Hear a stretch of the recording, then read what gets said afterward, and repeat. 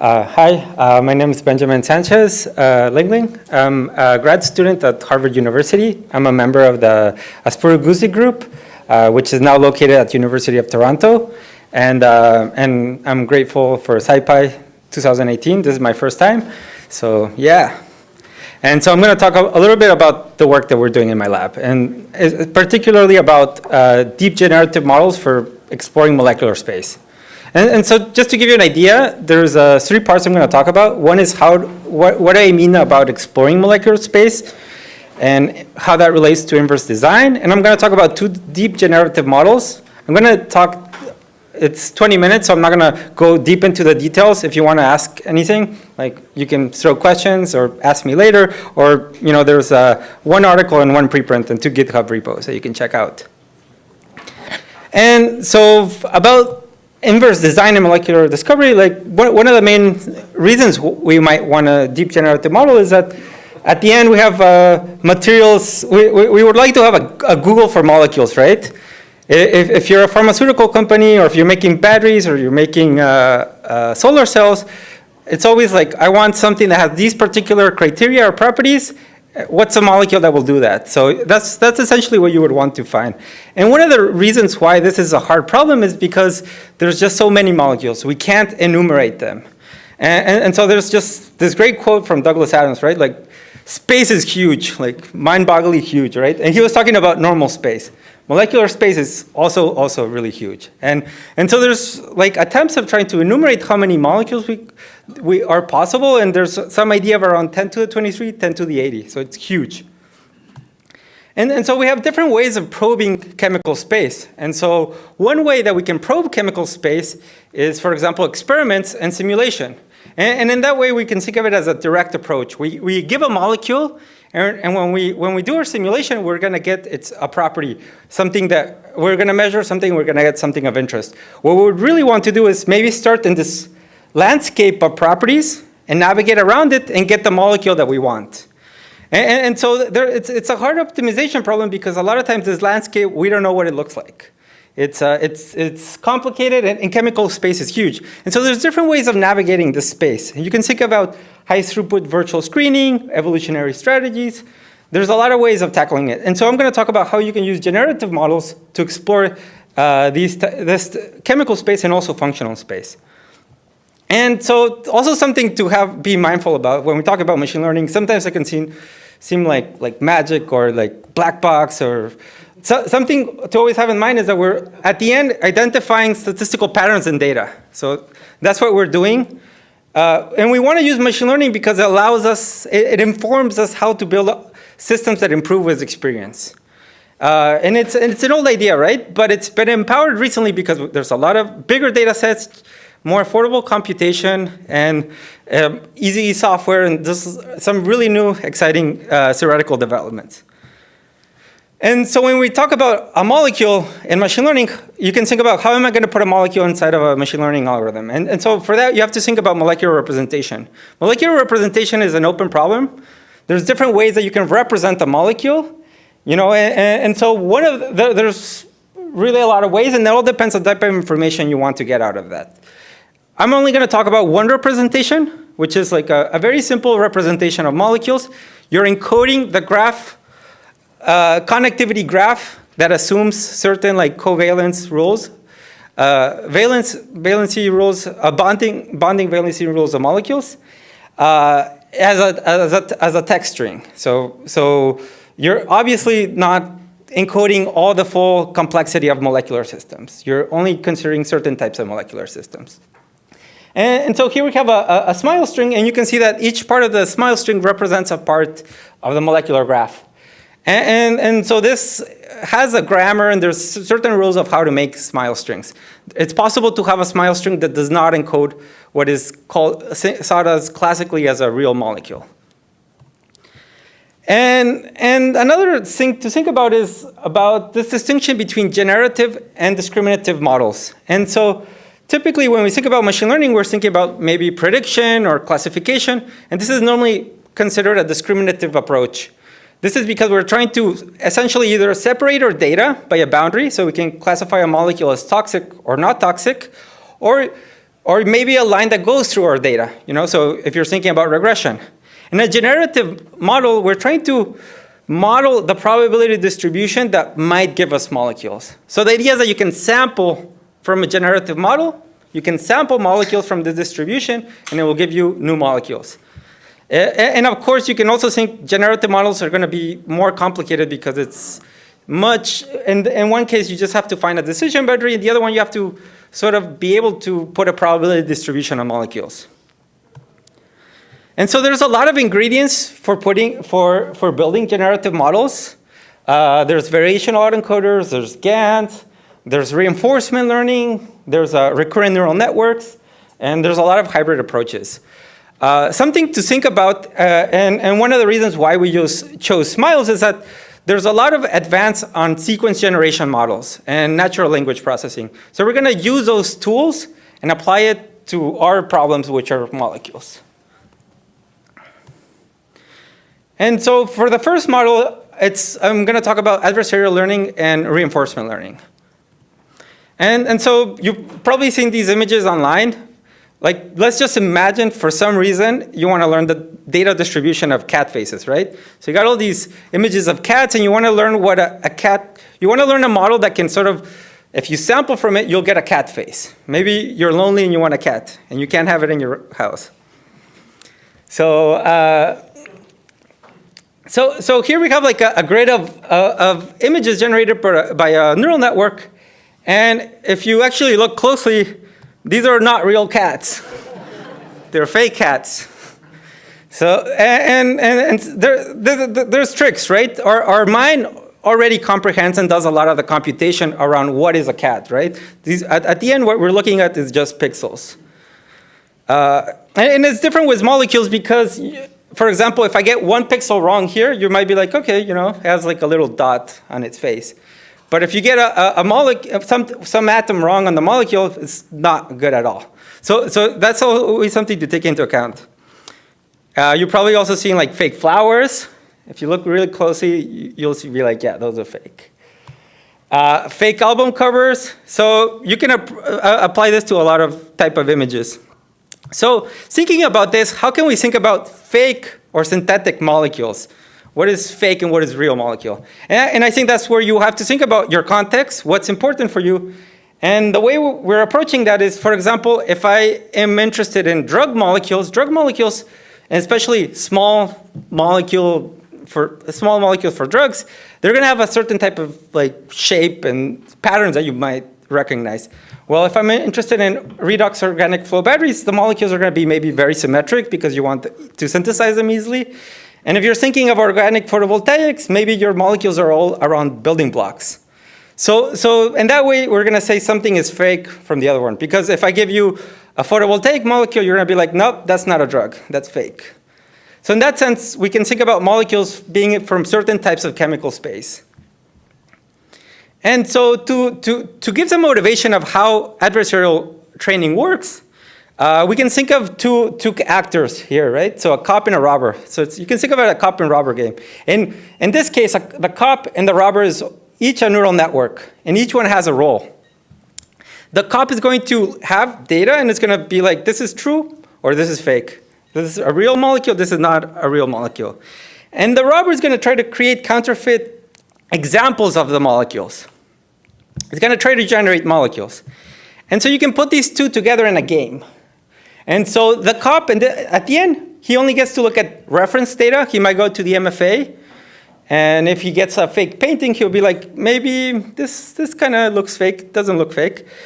And the robber is only going to train in its basement making like fake paintings, right? Or molecules.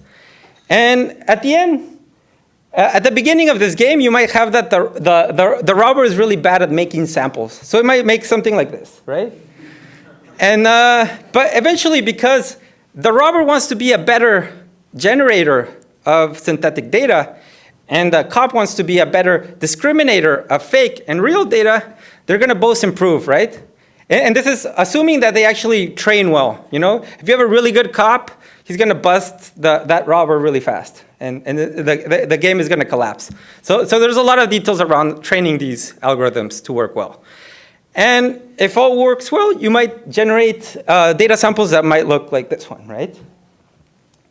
And so in that way, you can have two algorithms playing against each other. And you might think, well, why did people just come up with this algorithm very recently? This is from 2014. A lot of this type of algorithm was introduced by Ian Goodfellow. And one of the main reasons is that neural networks are differentiable with respect to when you have, for certain loss functions, they're differentiable. So you can always differentiate the behavior of one network with respect to the other. So that's the main reason why they're working right now. And so this is the setup that we have for molecules. We have Gaussian noise, so we just have noise. And we have an algorithm that is trying to generate from random noise a synthetic molecule, something that is a real molecule. So it's trying to learn how to structure the random noise into a synthetic data point.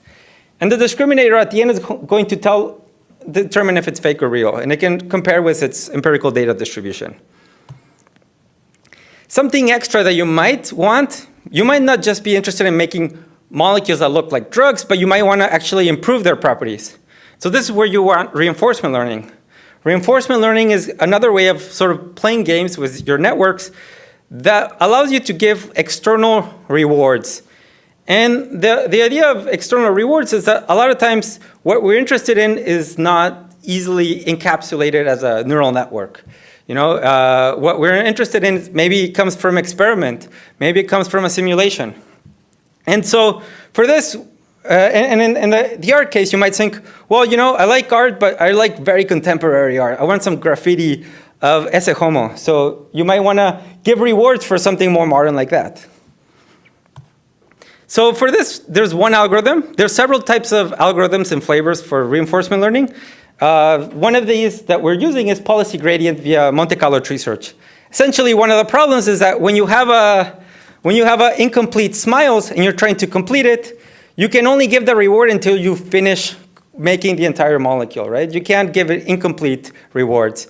So in some sense, you do a random search of several possible completions, and you're learning a behavior that will incentivize good and bad completions of your sequences. And these metrics can come from different types of sources, right? Computer, from simulation, from experiments. At the end, you're trying to learn, you have a neural network that's trying to learn the gradient that will sort of push the behaviors that you're interested in.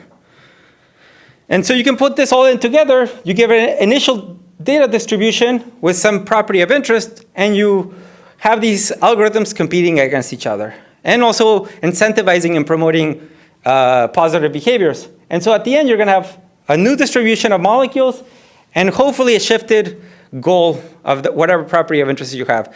You might not arrive to the type of goal that you want, but the idea is that you sort of bias it towards that. And so depending on the context, you might want to use different types of metrics. If you're interested in drug molecules, well, you might be interested in synthesizability. You might be interested in solubility. If you're interested in redox flow batteries, toxicity, stability. So depending on the context you have, you can think of the different types of behaviors you want to reward. And at the end, all these algorithms are highly dependent on the quality of your metric and type of reward that you can give it. If you have some linear model that is modeling something that is nonlinear at all, then you might not have a really good reward. You might not be imposing the type of behaviors you're interested in. So you can think about something really silly like, okay, I want to find the molecule that has the highest melting point. Maybe not the highest melting point, but a really high melting point. And so we had like this distribution of molecules. There's a really nice data set that has melting points for 40,000 molecules. And you can train some model that can sort of give you some estimate of the melting point of a molecule. And so you might end up with these organic molecules with like aromatic groups and also like long chains. At the end, this is just like, this is something we were like playing around with. Something you can do with these algorithms is sort of, you can focus your optimization. So in this case, we start with very small drug-like molecules. And we have some metric that we call diversity. Diversity is a hard metric. There's different ways of measuring diversity in molecules. And in this case, we arrived to molecules that look like really bad. You know, one of those molecules has 5 nitrogens in a ring that's going to explode. And but you could probably say they're diverse, but they're not probably going to be good for whatever you want. But if you have a metric that is optimizing synthesizability, you might have more conservative molecules that you might find in your normal data set of drug-like molecules. We have a GitHub where you can check it out. We're working really hard to have this very easy to use. We're going to have a major update soon, probably at the end of the summer. And essentially, this is what it looks like when we want to optimize a molecule. We import our default hyperparameters. We load a training set. We put a training program. In this case, I have a multi-objective training program. I want to optimize Lipinski's rule of 5, natural productness, and synthesizability. And so it's going to be alternating these 3 rewards. And you load your metrics and you start training. And you can do this on your laptop. Like depending on the size of your data set, on my computer, it takes around 10 hours for 100 epochs.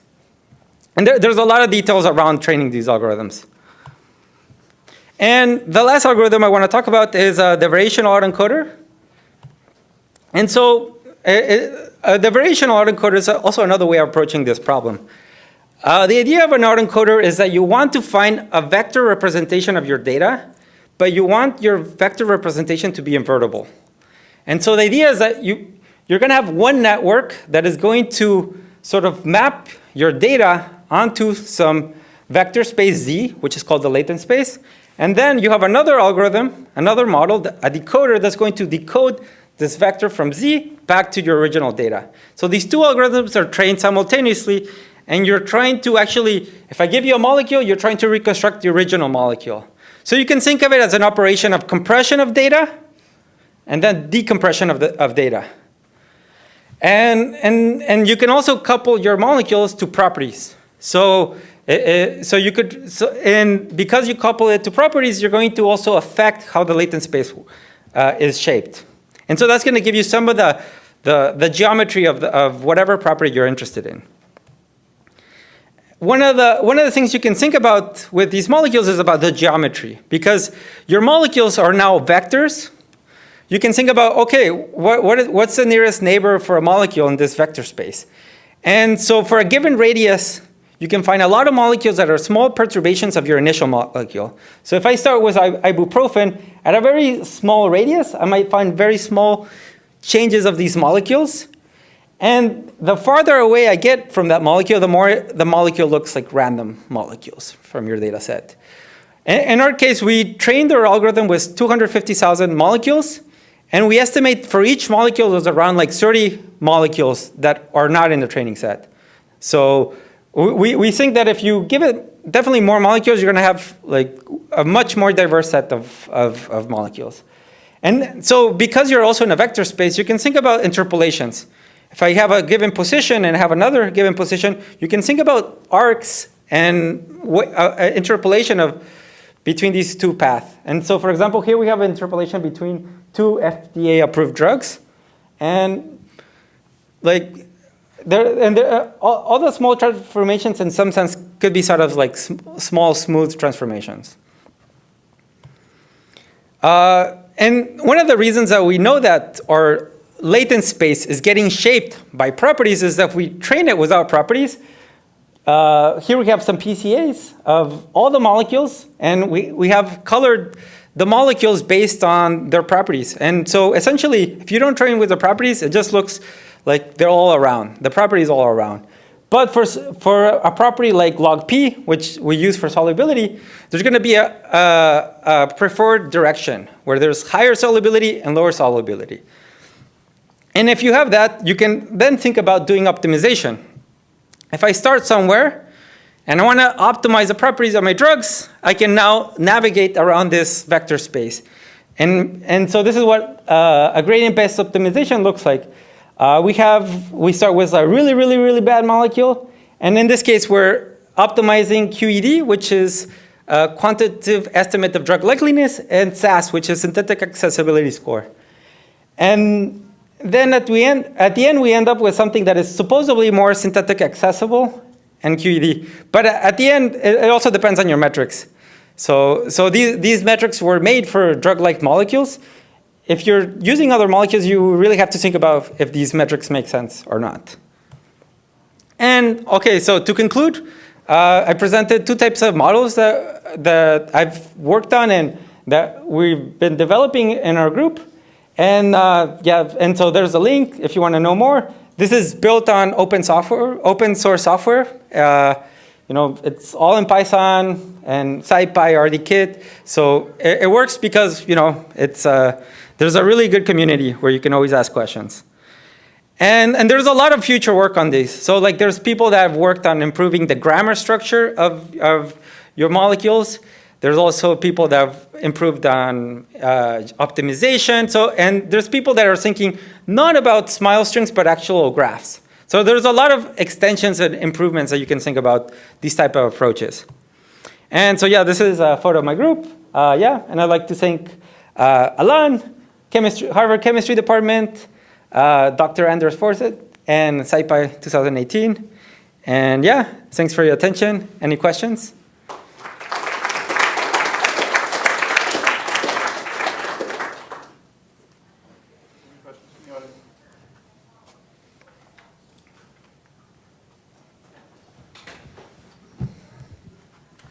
So thank you for your talk. If I understood correctly, the main representation that you use as the input and output for your neural network is a string with a specific syntax. Yeah. Have you tried to use other representations or adaptation layers on neural network to directly work on graph, like graph convolution neural nets? And can you contrast that with strings?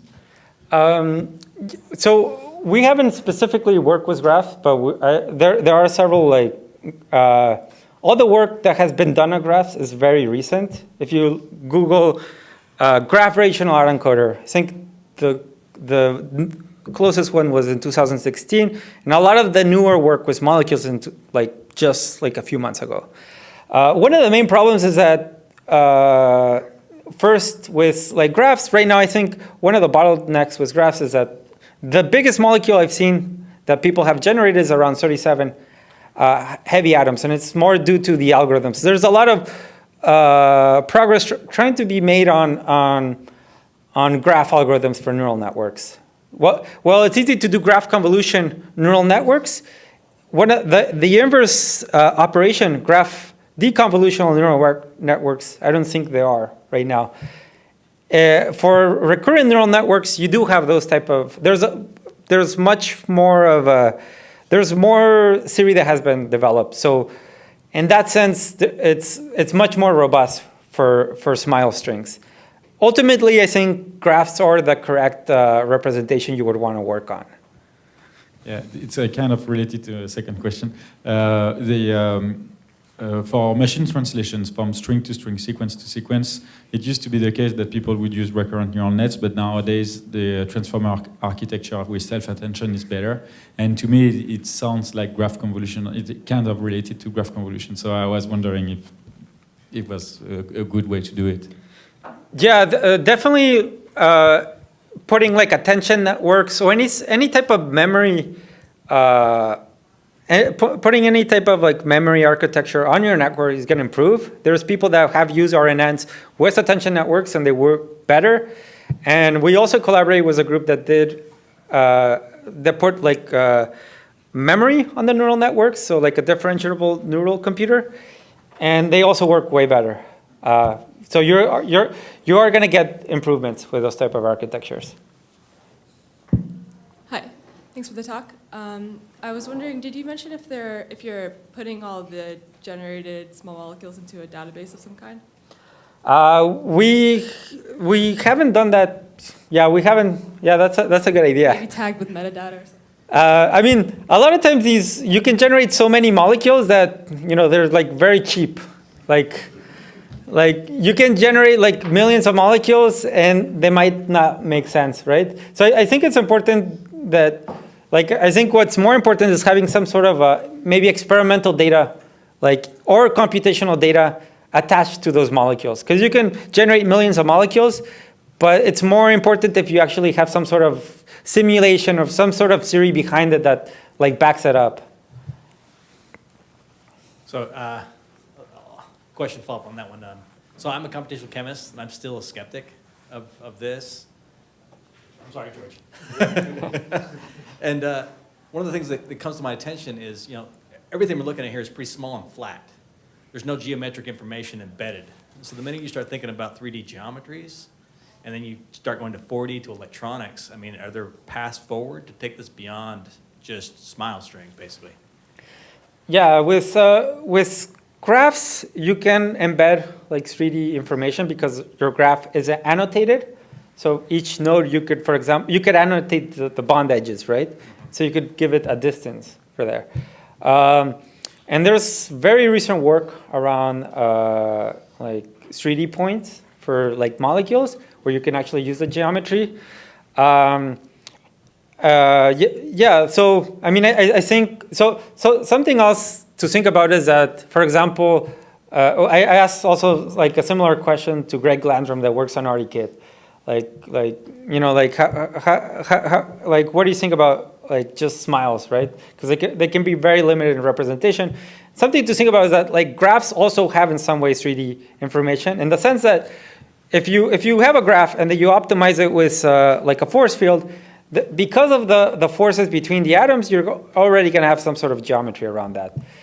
In this case, we only showed all the images that we shown were 2D because that's that's how we plot them, right? If you embed them in 3D space, they might have a 3D, probably will have a 3D geometry. Any other questions?